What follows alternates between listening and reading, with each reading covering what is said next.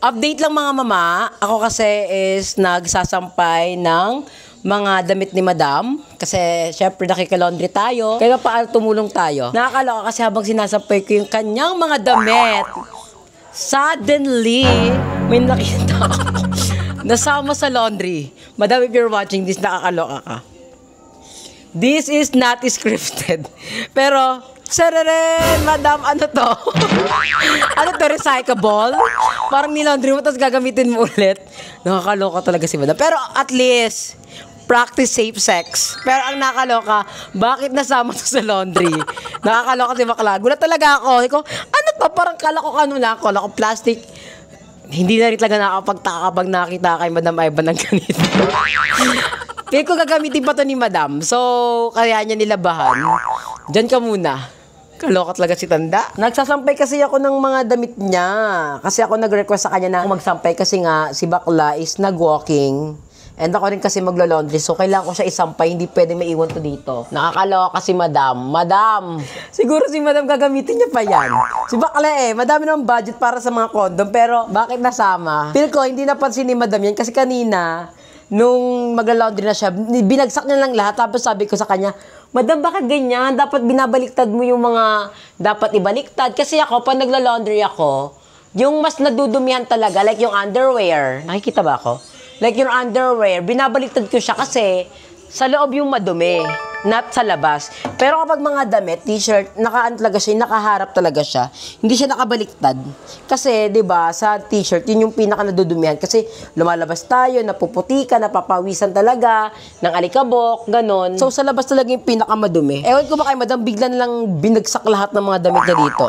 Pero 'di ba, at least si Madam is practice safe sex talaga. Ayun talaga yung sinasuggest ko talaga sa lahat na lagi kayong gumamit ng condom kahit kanino kayo makikipagtali kasi you'll never know, baka yung kaaurahan nyo is may sakit na. Kahit alam yung hindi niya alam. Kasi marami ding tao na nakikipag-sex sila tapos hindi sila aware na, hala, meron na pala akong sakit, hindi naman AIDS, merong mga tulo, ganun. Nakakahawa kasi yon kapag nakipag-sex ka. Mahirap na kapag nagkasakit tayo. Maaagapan naman siya, pero iba pa rin talaga. Mas maganda pa rin talaga kahit kanino ka nakikipag-sex, even your partner. Use condom. Practice safe sex. Madam, tapo ko na to ha. Hindi mo gagamitin to ulit.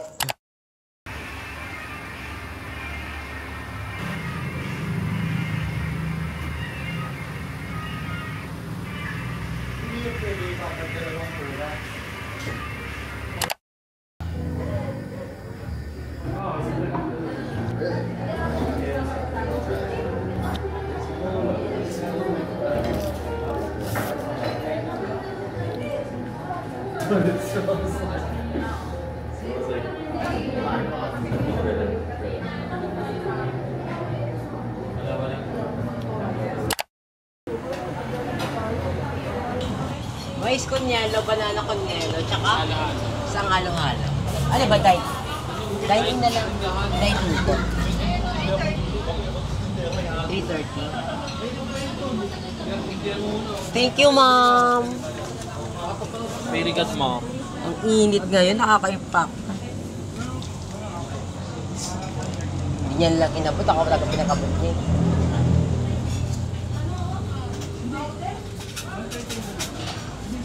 Bagong phone si Aye. iPhone 16 Pro Max. Thank you po, Ma'am. 32, Lucky Charm. Our order. Ano to? Bakit iba-iba? Ay, ang laki. Iba-iba. Tsaka gusto mo kasi halo-halo, papansin ka. Ano dyan? Tala. Si Bakla, oh. Ito. Mais con yelo, oh. Dami. Thank you, Lord. Ay, may paplato sila. Para pag nasihulog. Ayun na. Sikat tong Benz sa Cavite, madami silang branch. Sikat sila sa yellow nilang may flavor. May flavor ba yan? Parang gatos lang yun eh. Parang ice cream niya. Harap naman dito. Let's try. Sabi ni Emma, yung kanilang yellow daw is may lasa. Tingnan nga natin. Masarap siya. May gatas. Perfect sa tag-init.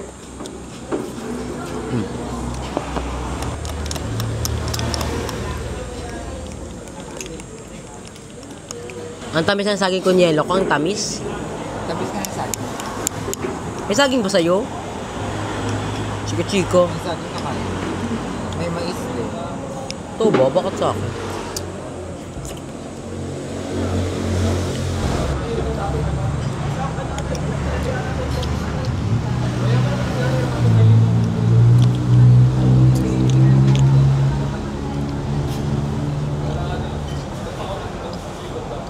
Harap.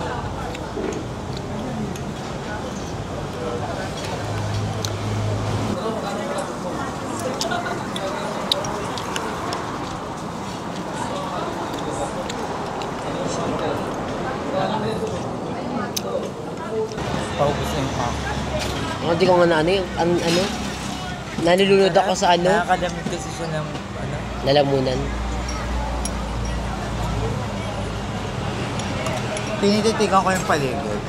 Parang ngayon wala na talagang may face mask. Wala na. Parang dati nung parang yung pandemic, di may expect na magtatanggalan na ng face mask. Oo. Alam mo bakit ko siya naisip?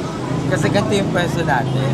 Naalala ko yung social distancing. Social distancing. Grabe, ubos na yung aking Lux Organic na repair. Ubos na siya. As you can see, wala na talaga. Nasimot ko na siya. Hi mga mama, welcome back to my channel. So, for today's video, alam ko nagugulan kayo sa clip ng aking vlog. Nalilito kayo kung saan na kayo pupunta. Sorry kung hindi ko na kayo na-update about sa mga nangyari. Kasi nga, ang gulo din na vlog ko. After ko magpa-ayos ng buhok, dumiretso na ako ng Cavite. Tapos out of nowhere, di ba? Kasama ko na sila Aye, yung mga impacta na sila GM. Nag-overnight kami kala GM, so abangan niyo sa vlog niya. Pero di nakapag-vlog. So ano nga abangan sa vlog? Pero ewan ko ano gagawin ni Emma para. Pero nag-overnight kami kala GM kasi si ate mo Emma is may inasikaso, nagpasama sa amin ni Aye. Biglaan lang yung overnight. Pero nasa plano namin mag-overnight. Pero that time, biglaan lang yon. Dito kasi sa bahay nila Madam Ivan is ang gulo. Parang kahit ako, pag in-explain ko siya, malilito kayo. Pero I will try my best na maintindihan nyo. Kasi after ko magparebad, dumiretso ako dito kay Madam Ivan. Tapos, pagkapunta ko dito, walang internet, tapos barading CR. So sabi ko, walang internet kasi kahit nandito ako sa loob ng bahay ni Madam Ivan, walang data. So kailangan pa lumabas para magka-data ka, makapag-scroll ka sa TikTok, ganun. Etong Emma naman dumating dito kay Madam kasi nag-rent siya ng car kasi inano niya sila Mami Nita. Dinirit niya ng pagkain, nag-dinner sila, ganon. So, mayroong kotse si Emma, nakapag-rent siya. So, sabi ko, Emma, hatid mo na lang ako sa may pala-pala, uwi na lang ako sa bahay kasi hindi pa ako nakakapagbigay kay mama ng budget. So, ayun, hatid niya na sana ako. Then, pahatid niya na ako, nakita namin si Aye. Hindi namin nakita, dinaanan namin si Aye kung gising. Etong impact ng Aye gising, tapos nagugutom. So, nagkaayaan na kain na muna. Kain kami. Pero sa vlog na Emma yon, yung kumain kami, nasa vlog na Emma. Kapos yun, kumain kami. Hatid ng ako. Etong Aye, sabi niya, Emma, overnight tayo, ganyan. Tapos sabi ni Emma, sige, overnight lang tayo kasi may gagawin ako, ganyan, papasama ko sa inyo. So, yun nangyari. Nakakaloka. Kaya, ang gulo din. Ang gulo na vlog ko. Basta kung ano lang maisip kong madagdag sa vlog ko, madagdag sa clip ng aking vlog, nilagay ko na lang din. So, kaya ayan, nag-explain ako sa inyo para hindi naman kayo magulo sa pacing na nangyayari sa aking video. Ngayon, nagpe-prepare ako kasi merong concert dito sa may Cavite. Merong ganap, may concert, chururo. Hindi ko alam kung sino yung mga kakanta, pero kilala nyo sila. Kilala ko rin yung mga kanta nila, pero hindi ko kilala kung sino yung artist. Diba? Nakaka-impact si mama. Yung mga impact na wala sila dito dahil may mga lakad sila. Nauna nang umalis si Impacta Emma at Impacta Aye. Kasi nagutom sila kanina. Nagaya sila kumain. Sabi ko, ayoko kumain. Kasi talaga, di talaga ako kumakain ng mga alas 12, alauna, alas 3. Di talaga ako kumakain ng ganyan kasi wala ko sa mood. Parang sayang lang. Para mapapagasas lang ako. Sabi ko, sige kayo na lang. So yun, hanggang ngayon, di pa sila bumabalik. Feel ko, doon lang kayo magkikita sa may concert. And si Madam Ivan nag-walking dito sa loob ng Carla bilang naman.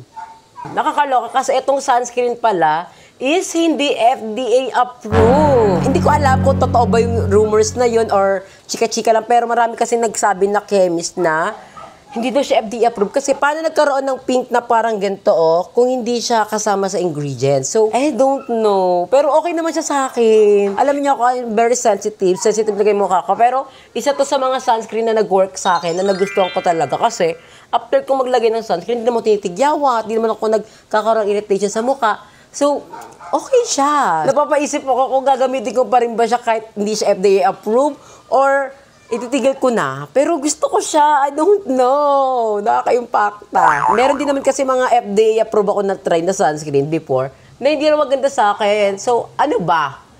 Saan ba ako makikinig? Sa FDA o sa nararamdaman ng aking katawan? Pero feel ko susubukan ko pa rin siya kasi maganda siya sa akin. Hindi naman nangingitim yung mukha ko after ko mag-sunscreen. Wala akong irritation na nararamdaman. Pero yun nga, hindi siya FDA approved.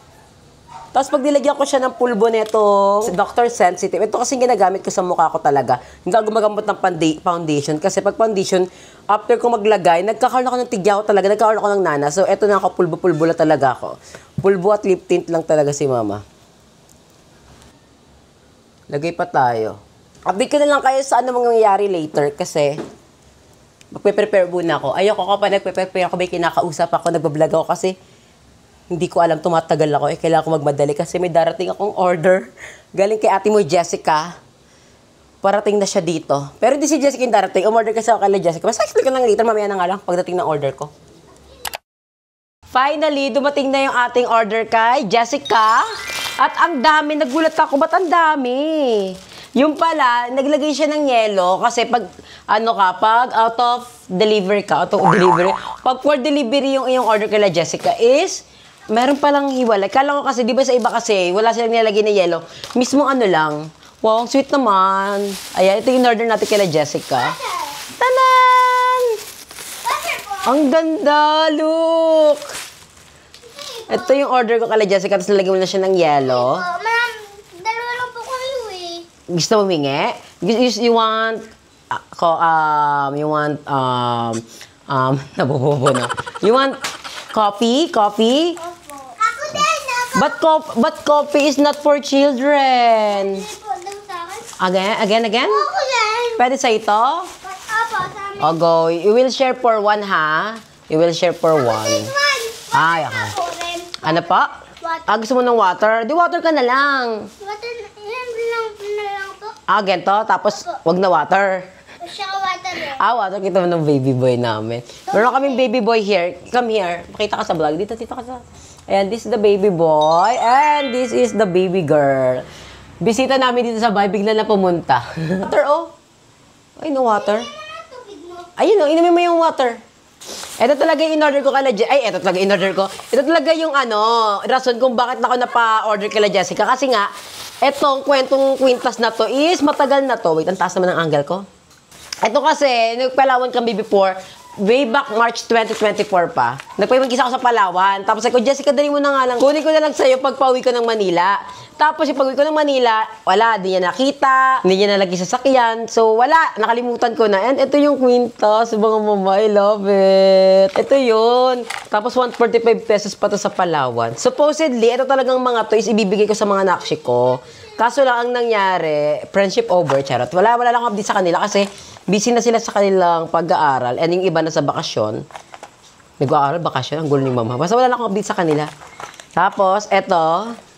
Ayan, ito yung isang kwintas. Lahat to is color red. Ang ganda na ito. Buti nga nakita pa ni Jessica. Bigla siya napachat sa akin, Mama, nakita ko na yung Nagkugoy pala, alam mo na yan. Yun, pinalalam. Tapos umorder na rin ako ng coffee. Ayan. Inaya ko ni Jessica na pumunta sa may opening ng coffee shop nila sa Dasmariñas sa June 6. Kaso nga lang, di ba may surgery ako ng first week of June. So sabi ko, hindi ko pa sure, let's see. Kasi nga, wala pa akong exact date kung kailan ako ma-surgery. Update ko naman kayo dyan. Pero ito, umorder ako ng Spanish latte and then chocolate mocha. Ano to? Ba't kasi 5 yung na-deliver ni Jessica? Yun yung pinagtataka ko. Bakit 5? Ano itong isa? Biscuit latte. Ang cute mo ng mga... Anak niyo po sila, sir? Ang cute po eh. Ayan, ito yung biscuit latte. Hindi ako order ng biscuit latte, pero bakit may biscuit latte, Jessica? Siguro ito yung bestseller nila, Jessica. Itatry ko lang muna yung isa, then sa next vlog natin, kung sulit ba siya kay Bulilit. Gusto niyo yun? Pero sa next vlog na lang, kasi nagmamadali kami. Anak mo po? Pareho? Ay, babae. Sabi nila, magkapatid daw nila. Hindi. Sabi. Okay ka na, paalam ka na sa kanila. Babay na. Bye-bye! Ayun po. Itatry natin tong ice white chocolate or Spanish latte. Manonood po. Kaya nga eh. Dahil sobrang madami, madam? Sobrang daming tao sa siya. Totoo, madam? Sobrang dami. Ang dami. Kahit dyan pa lang, ang daming Yan tao. palang alam mo. Paano? Paano yung daming tao? Kaya sabi ko mag-joyride na lang. Nakapag-joyride ka? Hindi. Tatry natin. Hindi. Sobrang daming tao. Eh di madam na tayo, Check. Di maglalakad talaga tayo. Hindi go. Laban na. Lakad tayo. Sana umulan para mawala yung mga baba. Lakad tayo. So ayan, sige, update ko nga kayo. Pero try ko muna itong ice white chocolate ni Jessica. Sa next vlog! Sa next vlog yan. vlog na? Oo, next vlog na. Siyempre para ibang kita. So pag-gusto kayo mga ganito ni Jessica kasi hindi ko na-expect na may ganito. So, cute. Talagang standard yan kapag take out. Ah, totoo ba? Hindi parang lugi sila. Sa mga, Oh. panda, hiwalay talaga yung yellow. So parang lugi sila Jessica sa gento kasi ang dami nila nakoconsume na lagayan. Pero ito rin natin itong kanilang Spanish latte kasi isa to sa mga favorite kong drinks. Hindi na ako magbibigay ng kung anong lasa niya kasi sa next vlog na natin to itatry. Ang cute di ba? Parang sila, lugi sila sa ano. Pero natin, hindi natin dapat isipin yung mga ganyang bagay. Oh. Tsaka yung baso, ang cute. Pwede yung papakinabangan to. Jessica, thank you so much sa Biscoff Latte. Hindi ko siya in-order, pero in-order siya sa akin ni Jessica. Ang gulo ko mag-explain. The long wait is over. Alam niyo, matagal ko na gusto katikman to kay Jessica. Kasi diyan, ang layo kasi talaga. For sure, natin naman ni Jessica na malayo talaga. Kaso lang, gusto ko pumunta, pero ang init kasi. Pero pupunta tayo one of these days. That is for sure.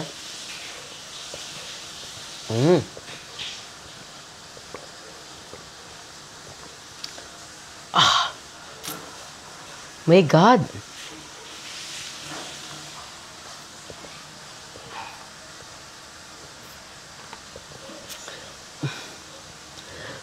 Mama. Ayoko nang i-explain kung anong lasa niya. Sa next vlog na lang. Ang sarap. Yun lang, ang sarap. Bye na kasi nagmamadali kami ni Madam kasi pupunta kami ng concert. Sila Ayep and GM, baka doon na kayo magkita, hindi na Darla. See you in my next vlog. Bye!